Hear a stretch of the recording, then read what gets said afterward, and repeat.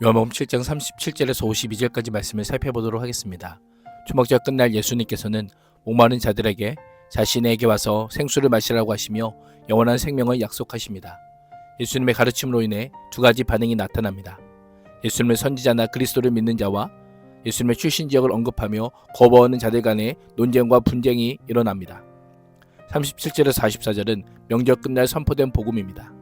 초막절을 지키기 위해 예루살렘을 은밀하게 방문하신 예수님은 명절 중반에 성전에서 자신을 공개적으로 드러내십니다. 종교 지도자들은 이전보다 더 적극적으로 예수님을 체포하고자 하지만 예수님은 명절 끝날 다시 모습을 보이며 위대한 선포를 합니다. 예수님은 서서 누구든지 목마르거든 내게로 와서 마시라고 외치십니다. 외쳐라고 하는 표현은 소리 지르다, 외치다라는 의미입니다. 특별히 요한복음에서는 반대를 무릅쓰고 복음을 선포하는 것을 가리킵니다. 예수님의 외침은 사람들을 자신에게로 모으기 위한 외침이 아니라 구원으로의 초대, 영생으로의 초대의 외침이었습니다. 초막절 기간 동안 매일 실로와 못에서 물을 길어 제단 서편에 붓는 의식은 이스라엘 백성들이 출애굽 이후 광야에서 생활할 때 하나님께서 반석에서 물을 내시고 생수를 공급해 주신 사건을 기념하는 것이었습니다. 반석은 예수님을 예표하였습니다. 초막절은 메시아를 통한 구원을 기대하는 절기였습니다. 예수님의 선포가 명절의 정점에 이루어졌던 것입니다. 초막절에 물을 배경으로 한 예수님의 초대는 사람들의 귀와 마음을 열게 했을 것입니다. 예수님의 이러한 초대는 이사야 55장 1절에서 하나님께서 이스라엘 백성을 구원으로 초대하는 장면을 연상하게 합니다. 이사야 55장은 하나님께 사람들을 초대하고 다윗에게 허락한 영원한 언약, 다윗의 후손을 통한 새 언약을 약속합니다. 만약 예수님의 말씀이 이사야 55장을 염두에 둔 것이라면 자신을 하나님이 약속한 메시아로 소개하고 있는 것입니다. 특별히 유대인들에게 누구든지 목마르거든 하나님께 나오라는 메시지는 익숙했을 것입니다. 광야의 목마름을 해결해 주신 하나님께서 지금도 비를 주시고 물을 주셔서 풍요로운 수출을 주신다고 믿었기 때문입니다. 그런데 예수님은 하나님께 나오라가 아니라 내게로 와서 마시라고 선포합니다. 예수님을 말씀하시는 목마름은 육체적 갈증이 아니라 구원에 대한 갈급함입니다. 이 갈증은 그리스도를 통해서만 충족될 수 있기에 예수님께서 영혼의 갈증을 느끼는 사람은 누구라도 자기에게로 와서 갈급함을 충족시켜주는 생수를 마시라고 초청하고 있는 것입니다. 그렇습니다. 인간은 세상의 그 어떤 것으로도 영적 목마름을 채울 수 없습니다. 오직 예수 그리스도만이 생수의 근원이신 분이기에 그분에게 나올 때에만 진정한 만족과 평안을 누릴 수 있음을 잊지 말아야 합니다. 요한복음에서 먹고 마시다라고 한 표현은 믿는다라는 의미입니다.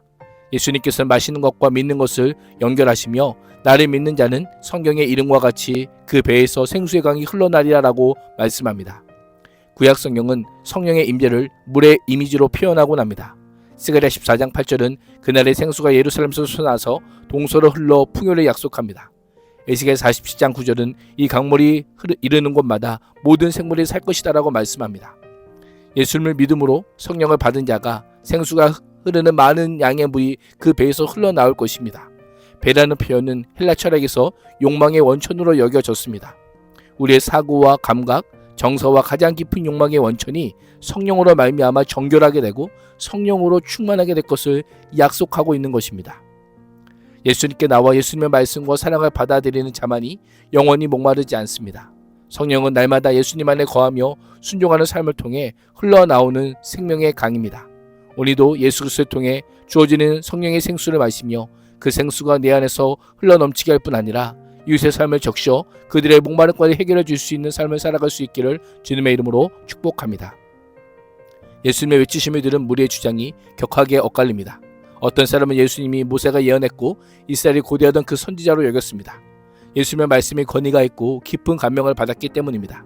어떤 사람은 예수를 그리스도로 여깁니다. 직역하면 다른 사람은 이분이 바로 그리스도라고 말하고 있었다입니다. 어떤 이들은 갈릴레에서 그리스도가 날 수 있을까라고 합니다. 성경은 그리스도가 다윗의 후손 가운데서 날 것이요 다윗이 살던 마을 베들레헴에서 나오리라 하지 않았느냐라고 하며 예수님이 메시아일 리 없다고 단정하고 있습니다. 무리 가운데 예수님 때문에 분열이 일어났지만 그들 가운데서 예수님을 잡고자 하는 사람도 있었지만 아무도 손을 대지는 못하였습니다. 45절에서 52절은 종교 지도자들의 분열입니다.